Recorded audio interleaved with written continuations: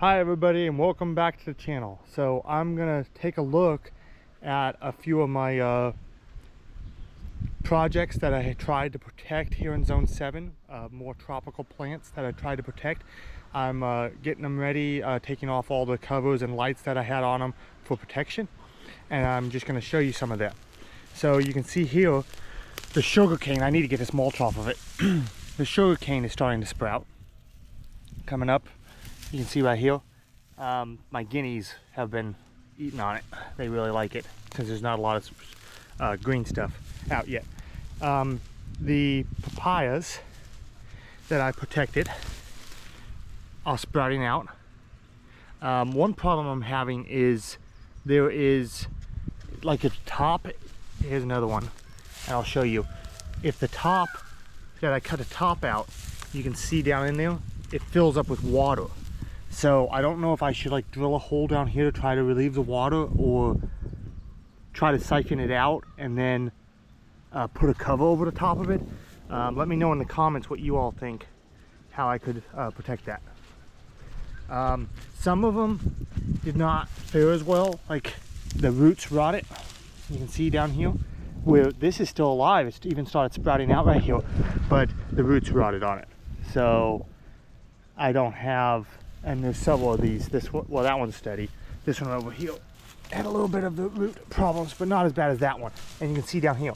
So I don't know, because I had the lights wrapped around it and then the protection there. I don't know if the ground got too cold because I didn't have lights, you know, on the roots, or if it just stayed too damp over the winter, because we're pretty damp here in the southeast in the winter time. So I just wanted to show you that. And I'm going to take you up here. Pretty excited about a few things. I got, check this out, a Arctic Frost Satsuma, and I got that at Lowe's. If any of you are looking for that, it's pretty rare to get. Of course, in Zone 7 here, it's not, it can't live outdoors really without a lot of protection, but it is supposedly rated to get down, able to get down to 12 or 10 degrees, which is extremely cold for citrus that does not have trifoliate in it. So that's an Arctic Frost. And I did pay, it wasn't an absorbent amount, but it was pretty hefty. I think I paid 50 bucks for that, but it's a pretty big plant, pretty good looking. I have my baby papayas here that I am trying to harden off in the sun. Got them out from under the lights and working on getting them hardened off. Canna lilies right here all coming up. I have cold hardy citrus and a fig and a pomegranate there. My new seedlings out here under that shade there. Beautiful peony starting to bloom here.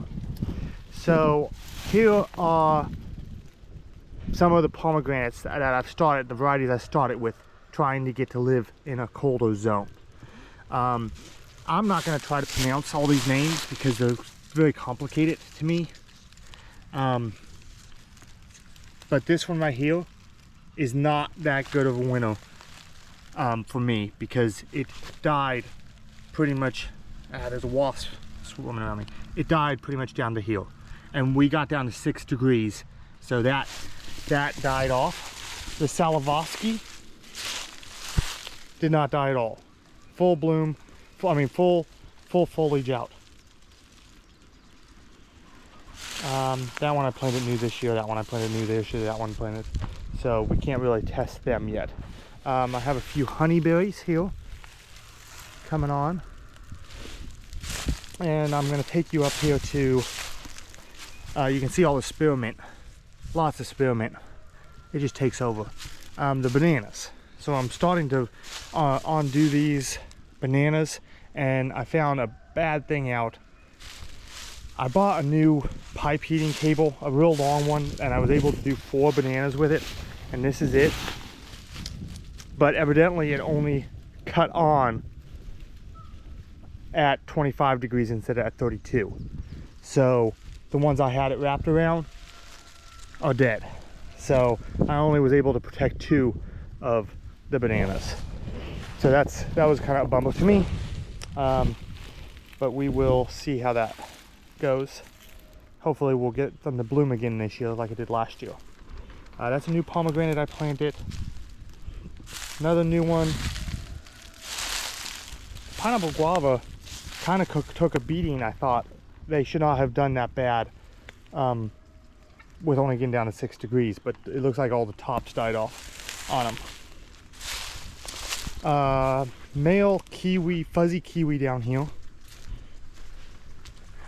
Let's see if I can show you all. Oh, they're over here. You can see it's gonna bloom. And this wood, you can see this is last year's wood. Excuse me. Last year's wood right here did not die back at 6 degrees. And this is a fuzzy kiwi. This isn't even one of the hardy ones. This is a fuzzy. And you can see it's going to bloom. You can see my mulberries coming along quite nicely. That thing is loaded. Mulberries are loaded this year. Again, they were loaded last year too. And then I have my next batch of citrus planted out here. So this is in the greenhouse, so these are going to be protected. I got Augusta pink grapefruit. So this is a chance seedling that somebody had in Augusta. I think Augusta, Georgia, or maybe it's South Carolina. But it survived 13 degrees. The mother plant survived 13 degrees and was not hurt by it. And that's Augusta grapefruit. I planted I believe this is a sugar bell. You can see all these weeds coming up. Yeah, sugar bell, I think. Yeah, sugar bell. I think a flame grapefruit, a Kira navel orange, and a bloom sweet. So all of these are somewhat cold hardy, supposedly down to say 20 degrees, maybe below. And so I'm hoping that I can try to make these survive here in zone 7 with not a whole lot of heating and protection. So we will see. Also, I thought they would be a great breeding program into trifoliate to try to get a better tasting hybrid that is very cold hardy. Anyways, so I guess I'm gonna wrap this video up. I just wanted to give you a few updates on the bananas and the papayas and some of my projects going on. I am going to take the plastic off of the greenhouse fairly soon here because we're getting way too hot. We're getting into the lower 80s and mid 80s, and it is burning. I'm having trouble keeping it cool in there, so I am going to be working on getting the plastic off of that. I should show you a tour in there because I have the passion fruit is doing amazing, and it has, I'm having to pollinate all the fruit, and it is getting tons of fruit on it. So, and it's kind of taking over. It's taking over my citrus. So I think I am going to have to get rid of it, but I do want to try the fruit. I've never tried a homegrown tropical passion fruit, so that's going to be pretty exciting. Anyways, drop down in the comments. Let me know what you think. Thanks for watching, and God bless.